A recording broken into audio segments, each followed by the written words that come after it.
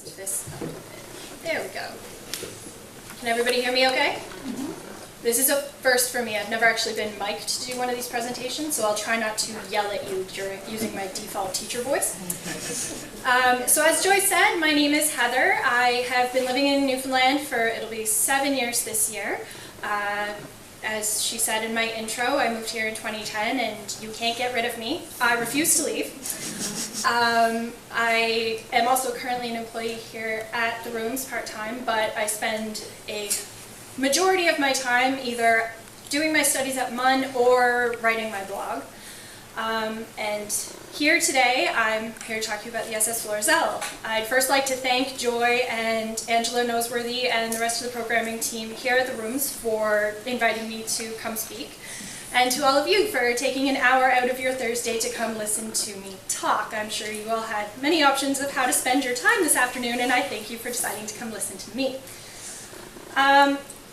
Through my presentation, I'm going to be talking about the career of the Florizel. It's going to be a very general overview of her history and the sinking, obviously, her role as a sealing ship, as a luxury liner, and as a troop ship for the Newfoundland Regiment.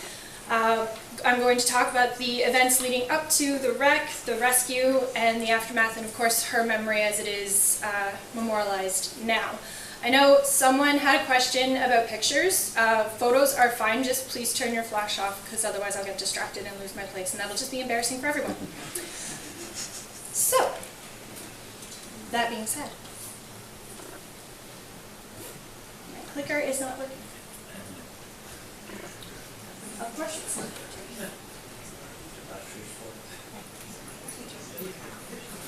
It was working when I tried this half an hour ago, so this is just a way for them to get me to kill my nerves, that's all this is.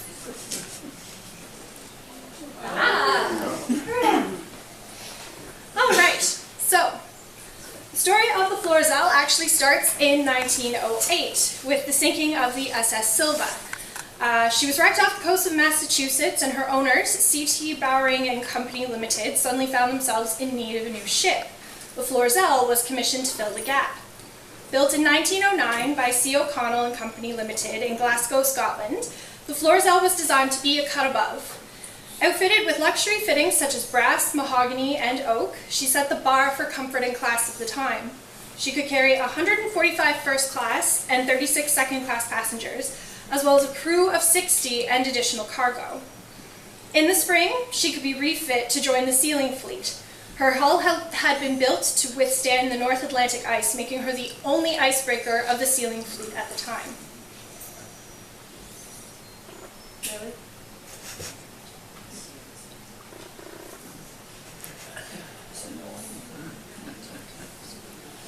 Yay! Her submarine signal detection system and wireless telegraph made her one of the most technologically advanced ships as well. She was the flagship and pride of Bowring's fleet, sailing for their New York, Newfoundland, and Halifax Steamship Company. That company would later become known as the Red Cross Line, and their ships could be identified by the red crosses on their funnels.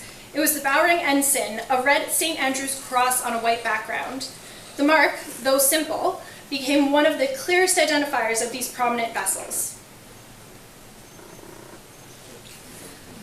Every spring from 1909 to 1916, the Florizel made the change from passenger liner to heavy-duty sealing vessel.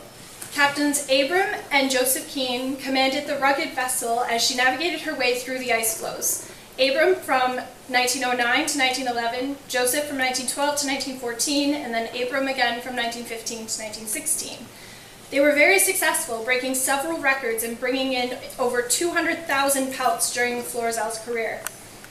Specifically designed to face the ice of the North Atlantic, the Florizel would use her bow as an icebreaker, riding up onto the slabs and using the weight of the ship to break through.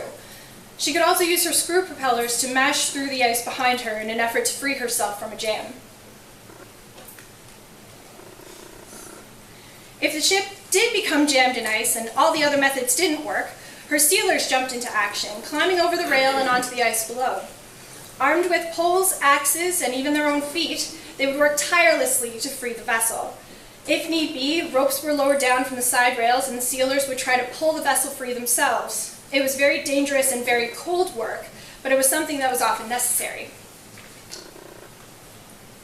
The Florizel was also the first sealing ship to The Florizel was also the first sealing ship to use wireless, and it quickly grew in popularity, with many of the other vessels furnishing themselves with wireless units as well. During the sealing season of 1914, a blizzard struck the sealing grounds. The crew of the SS Newfoundland, a vessel that was without wireless, were stranded on the ice for 2 days in what would become known as the Newfoundland sealing disaster. Inability to confirm the men's whereabouts meant 134 men were left to weather the storm, with captains assuming they were on the others' vessels. As the storm cleared and reality came upon the fleet, the Florizel's wireless was instrumental in coordinating the rescue effort, as well as sending news of the tragedy back to St. John's. As horror unfolded on the ice in front of them, Joseph Keane was quoted as wiring, "Fear terrible disaster. Newfoundland's crew caught out in last blizzard. Stefano and Bellaventure sending men searching. We are helpless to render any assistance, but will proceed at first opportunity. This is where wireless would have saved catastrophe if on all ships." Of the 134 men that day, 77 were lost and only 69 bodies were recovered. Later that year, legislation was passed that stated all steamers must be outfitted with wireless units. A series of laws would follow in the coming years that worked to protect the sealers from profit-driven captains. After her delivery to St. John's in 1909, the Florizel was put into service on the St. John's, Halifax, New York route. In 1911, the Red Cross Line acquired a second ship, the SS Stefano, to join the Florizel. This allowed Bowring's to increase the amount of freight and passengers it could move throughout the year, and it also meant that when one of their ships was occupied sealing, the other could continue to run its regular route. This same year, Bowring's heightened the comfort of both ships by employing orchestras to play on board. In September 1916, the Florizel brought the remains of Captain Hubert Clark back to Newfoundland from Halifax. Captain Clark had been on board his schooner, the Hiawatha, which was anchored in Halifax Harbor, when there was an explosion below decks. The Hiawatha was sent to the bottom of the harbor, and Captain Clark was sent leaping from his doomed ship. He was fished from the waters by bystanders and rushed to the hospital, where he later succumbed to his wounds and passed away. The Florizel returned his remains to St. John's so he could be laid to rest in Burin, his home. Children in Newfoundland who were blind or deaf were usually unable to receive suitable treatment at home. Many attended the School for the Blind and Deaf in Halifax and would frequently book passage on the Florizel to return home for summer vacation. In the aftermath of the Halifax explosion in 1917, many children returned to be with their families while repairs were made to the city. The Florizel also helped bring commercial goods and groceries to St. John's. Ads in the newspaper, such as these, were common, announcing the arrival of fresh apples, oranges, potatoes, and bananas, as well as batteries and other household items. In 1916, she was also briefly contracted out to serve as a coal ship between Sydney and Louisbourg, Nova Scotia. It proved to be a tedious assignment, as her holds weren't designed to actually hold coal, but she successfully served her purpose and then returned to her regular route. The first 500 of the Newfoundland Regiment, also known as the Blue Petits, headed off to the United Kingdom on October 3rd, 1914. Those brave young men marched from Pleasantville on the shores of Kitty Lake to the SS Florizel in St. John's Harbor. They anchored overnight in the middle of the harbor and then set sail for England the following morning. After meeting a Canadian convoy off the coast of St. Pierre, the Florizel and company steamed off to Plymouth, England.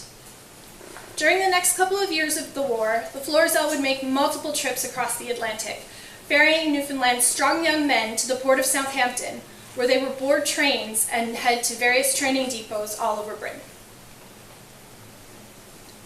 On February 23rd, 1918, 100 years ago tomorrow, the Florizel set out from St. John's at 7:30 p.m. Her destination was Halifax. On board were 78 passengers, including St. John's pharmacist Thomas McMorrow McNeil, Captain Joseph Keane, son of Captain Abram Keane, and 3.5-year-old Elizabeth Shannon Betty Munn, traveling with her father, John Shannon Munn. Thomas McMurdo McNeil had taken over the family business, McMurdo's Pharmacy on Water Street, after the deaths of his father and older brother. A high-ranking member of the Presbyterian Highlanders, he had been heavily involved in the organization of the Newfoundland Regiment, serving as honorary treasurer for the recruiting committee. He was sailing to complete some business outside of the city. There we go. John Munn was the stepson of Sir Edgar Rennie Bowring and the managing director of Bowring Brothers Limited. Born in Harbour Grace to a merchant family, he had been educated in England and eventually rose through the ranks of Bowring Brothers. His daughter Betty was he and his wife Alice's only child. John had booked passage for himself and Betty to join Alice, who had gone ahead to New York. The family had plans to vacation down in Florida. Also on board was Leonard Nicol. A local carpenter, Leonard was traveling to Halifax to ply his trade while helping the city rebuild in the aftermath of the Halifax explosion just a few months before. Blanche Beaumont, 11 years old, and her caregiver, Margaret Keogh, also found themselves on the Florizel. Blanche, a student from the School for the Deaf and Blind, was returning to Halifax to continue her education, with Miss Keogh accompanying. In command was Captain William Martin. A 43-year-old sailor, he first went to sea at the age of 19 and spent the rest of his life on vessels from barks to steamers. In 1911, he was transferred aboard the Florizel as her chief officer, and then to the Stefano, also as her chief. Following the sinking of the Stefano by a German U-boat in 1916, Martin had been given command of the Florizel. Chief Engineer J.V. Reeder manned the engine room with a crew that included 15 Spanish stokers, whose job it was to keep the boilers running hot and filled with coal. And in her hull, the Florizel carried over $250,000 worth of cargo. This would be worth about $3.5 million in today's currency. While the weather was calm when the ship sailed out through the Narrows, it quickly deteriorated. The winds picked up and a blizzard moved in, seriously reducing visibility for the crew. Large waves crashed against, excuse me 1 second. I could power through, but water's easier.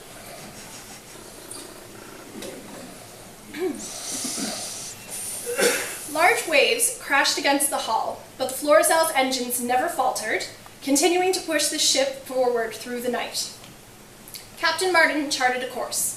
This trip, like many before, should have had them arriving in Halifax around 47 hours after their departure.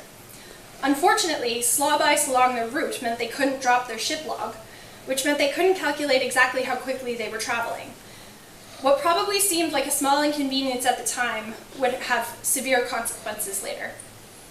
After 9 hours of steaming from St. John's and fighting against the weather, Captain Martin looked at his charts and figured that by this point, they should have cleared Cape Race on the southern shore.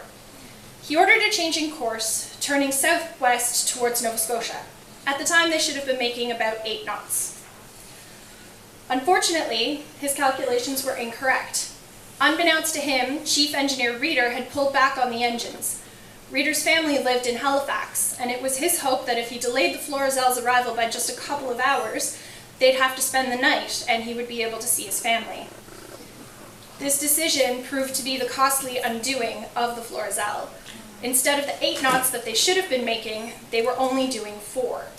This put the Florizel off course and in peril. As the ship turned westward, Captain Martin spotted ice off his bow. What he didn't know at the time, but what would quickly become evident, was that it wasn't ice. It was whitecaps crashing over the rocks of Hornhead Point. They hadn't cleared Cape Race. Instead, they were only just past Cappahayden.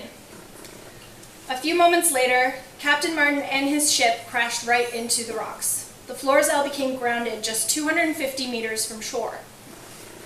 As the swells crashed against the ship and it was pushed against the jagged shoreline, the bottom tore out of her and she began to list. Waves crashed over her decks and the crew rushed to send out a mayday. The message was clear and to the point. SOS, SOS, SOS. Florizel ashore near Cape Race, fast going to pieces. The message continued non-stop for a few brief moments before the ship lost power and the transmission cut off. The ship was dark, battered by the weather, and cold. The survivors were on their own. Many passengers and crew were killed in those first few moments. Survivors on deck clung to railings, the walls, and each other as wave after wave washed over the decks of the foundering ship. The officers and crew did their best to set an example, encouraging passengers to hold on, to not give up. During one particularly large wave, Betty Munn was ripped from her father's arms as they clung to the rail of the ship. A crew member later recounted reaching out to him, encouraging the man to grab his hand and to hold on. Mr. Munn allegedly looked at him, defeated, and when the next wave came, he too was gone. The storm carried off the ship's bridge, her lifeboats, and most of the superstructure. 40 people who had been hiding in the smoke room were lost when the seas carried it away. The only section left was the Marconi room, a 7-foot by 8-foot shack protected from the sea by a funnel. It was here that around 30 survivors huddled through the cold night and most of the following day, waiting for help to arrive. Word quickly spread about the plight of the Florizel, and many ships scrambled to respond to the call for help, although their efforts were hampered by the snowstorm. The SS Prospero and SS Hawk were first on the scene in the late evening of the 24th of February. The Prospero, commanded by Captain Stephen Parsons, had only just arrived in Marystown when they received word of the Florizel. He had intended to stay in Marystown harbor to weather the storm, but instead turned quickly around and set right back out into the night. Upon arriving at the wreck site, he managed to maneuver his ship within 2 or 3 ship lengths of the wreck, but no matter how many calls or signals his crew sent out, they couldn't see any sign of life on the Florizel. The men of the Prospero launched one of their small boats and fought the swells, trying to get closer to the wreck. As they neared the ship, their small boat was swamped, throwing the 6 men into the water. They all managed to get back into the boat and returned to the Prospero. As the men warmed and changed into dry clothes, they relayed promising news. They had heard a faint voice coming from the wreck. It had said, 40 alive. Eventually, more help arrived, and the small boats from 5 ships, the Home, Prospero, Gordon C, Hawk, and Terra Nova, launched the boats from their decks and began to pull survivors from the wreck. Newfoundland Royal Naval Reservists from the HMS Britain, previously the HMS Calypso, had been called into action and were on board, putting their training and skills to the test. The rescue was long and tedious, with dory after dory struggling to reach the Florizel, pulling survivors from the ship and from the water, and then making their way back to their vessels. The last survivor was pulled to safety 27 hours after the ordeal had begun. In the end, of the 138 souls, passengers and crew, that had been on board, only 44 survived.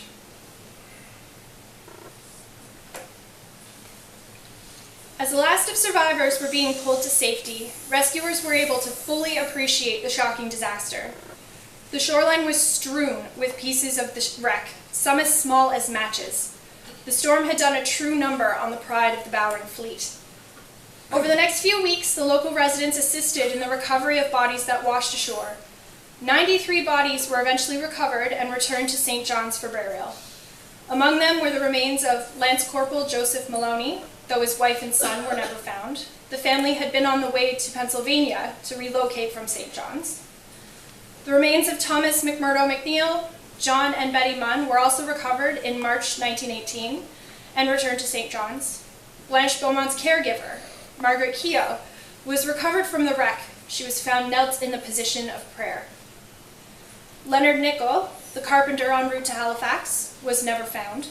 He left a widow and 5 sons in St. John's.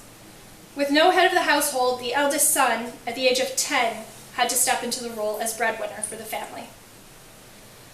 The men of the Gordon C, the Terra Nova, the Hawk, the Home, and the Prospero had shown exemplary courage, strength, and perseverance throughout the entire rescue and recovery. For their efforts, 35 of them received the Royal Humane Society Medal for bravery at sea. Following the sinking, an inquiry found Captain Martin responsible for the accident. He was declared negligent because he didn't take any soundings before issuing the order to change course. Had he done that, he would have discovered that they were off course and wouldn't have altered. His certificate was suspended for 21 months, although based on his good performance prior to the event, he was able to continue serving as a mate on other vessels at this time. The actions of Chief Engineer Reeder were later brought to light by 3rd Officer Philip Jackman. Reeder had been lost in the disaster, but his actions were strongly condemned through the inquiry. In the coming years, a memorial was erected in Mount Carmel Cemetery to commemorate those lost on that stormy night. Another smaller memorial was also erected in the cemetery, this one to remember the Spanish stokers who had manned the boiler room. Of the 15 men, only one survived the disaster. To this day, the Spanish Navy continues to hold annual memorial services at the graveside in remembrance of those sailors who lost their lives. In Bowring Park, next to the duck pond, a Peter Pan statue was erected in memory of little Betty Munn. The exact replica of the Peter Pan statue that stands in Kensington Gardens in London was placed inside the park and unveiled in August 1925. The park had been open 4 years before the sinking of the Florizel, and Betty had spent quite a bit of time there. The plaque on the side of the sculpture was inscribed with the phrase, "In memory of a dear little girl who loved the park." Peter Pan had been Betty's most beloved fairy tale. In the aftermath of the accident, the Red Cross line suffered greatly. The loss of the Stefano in 1916 and now the Florizel they took a huge hit financially. As Bowring began to branch out into other operations, they decided to cut their losses. The Red Cross line was sold to the transportation firm Furness Whitney in 1928.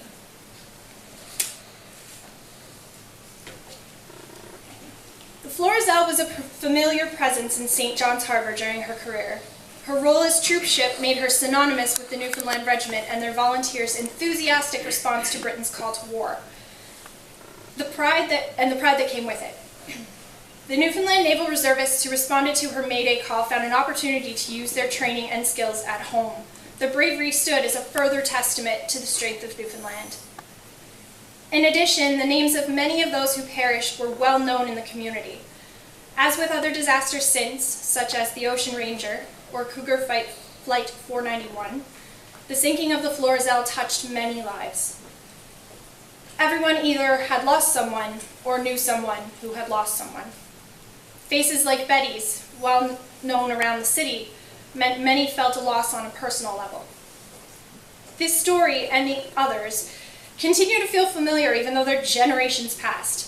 The tales of loss, strength, courage, and perseverance that came out of the sinking of the Florizel continue to capture the imagination and will undoubtedly do so for years to come.